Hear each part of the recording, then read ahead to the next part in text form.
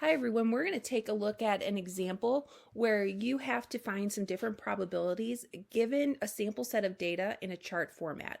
So this example says that a blood bank catalogs the types of blood given by donors during the last 5 days to create a sample set of data to predict blood types for future donors. Now, if you initially look at this table, it might look a little bit confusing because there are quite a few different labels and then quite a few different numbers embedded within that table. The first thing to take a look at is the column labels on the left. You have your Rh positive and Rh negative groupings. Then your row label on the top, you have your different blood types as far as O, A, B, and AB. Your totals that are in the bottom row in the far left column represents the totals of each individual subcategory. So if you look at type O, if you were to add up 156 and 28, you would see that the total number of type O blood types is 184. If you look at your rows in Rh negative, for example, if you add up type O, type A, type B, and type AB, you will get that the total for Rh negative is 65. The other thing we want to take a look at in this table is the number in the bottom right corner. So this one right here, 409. That is the total number of data collected in your sample set. So if you were to add up your total in that far right column, 344 and 65, you would get the total of the sample set 409.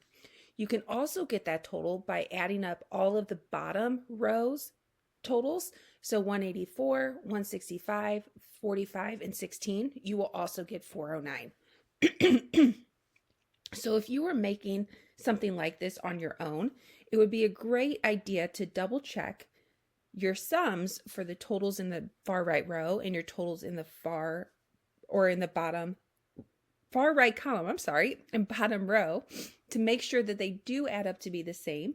If they don't add up to be the same, there's some kind of discrepancy when you did your addition. So take a look at the first example here using that data in the table. If a donor is selected randomly, what is the probability that they have type B blood? Okay, so what we're going to do is take a look at the data that's in that column, so type B, right here. The total number of type B blood is 45.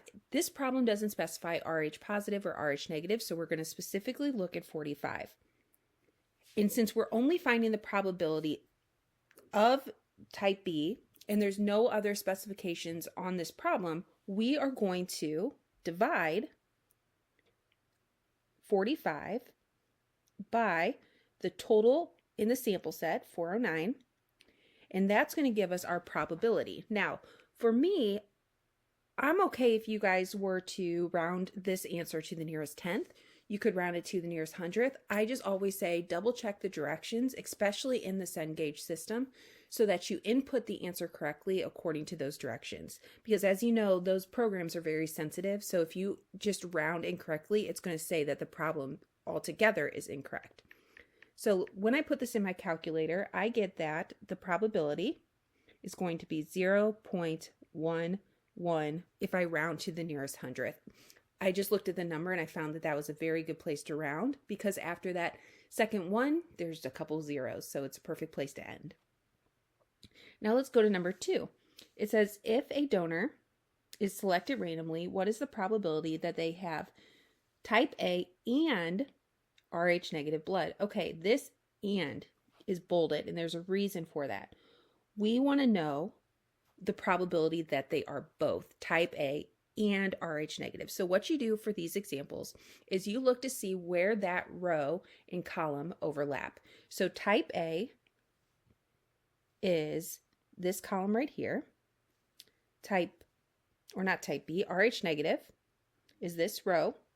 So they overlap right here. So there's 25 people in this data set that have both type A blood and Rh negative blood. So to come up with the probability that they are both, you would take that 25 and again divide it by the total, 409. And then give me 1 second, let me pop that into my calculator. And we get that the probability is going to be 0.06. Now let's go to the next slide because we're going to take a look at two more problems using the same data set, but these are a little bit different. They might be just a tad bit more complicated. So looking at number 3, it says if a donor is selected randomly, what is the probability that they have type O blood given that they are Rh positive?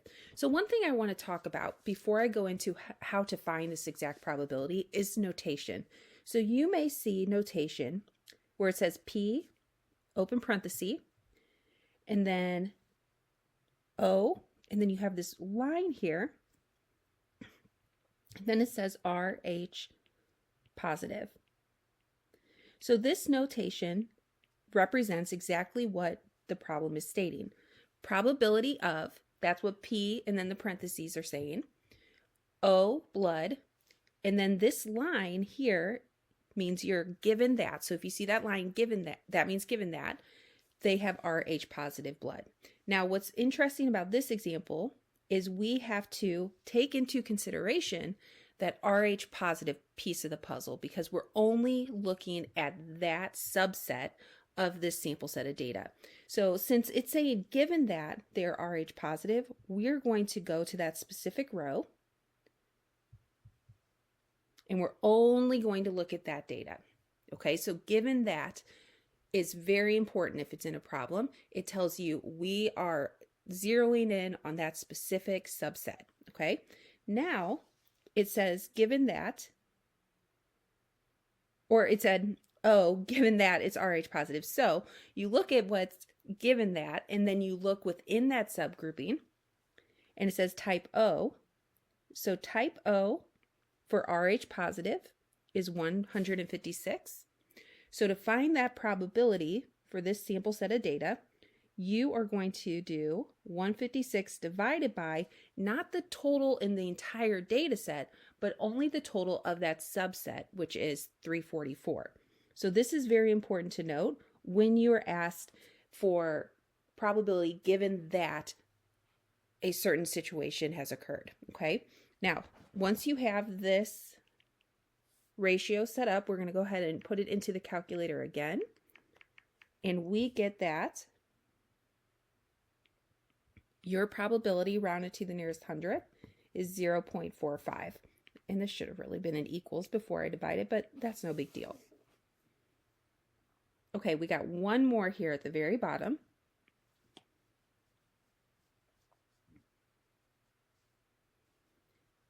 It says if a donor is selected randomly, what is the probability that they have type AB or Rh negative blood? So we've looked at a couple different situations. We've looked at the situation that you had type O blood given that. We've looked at the situation where we're talking about type A and Rh negative blood.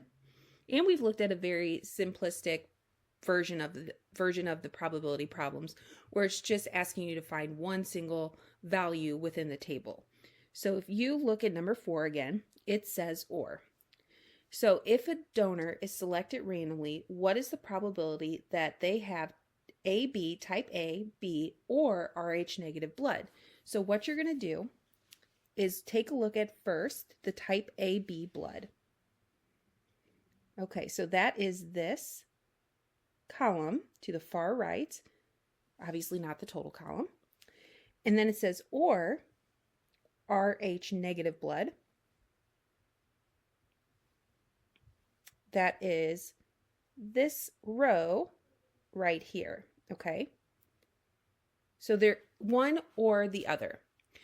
So if you go ahead and find the probability for AB blood, you would be finding 16 out of 409. Then, if you find the probability for Rh negative blood, you would be finding 65 out of 409. But then we have a problem.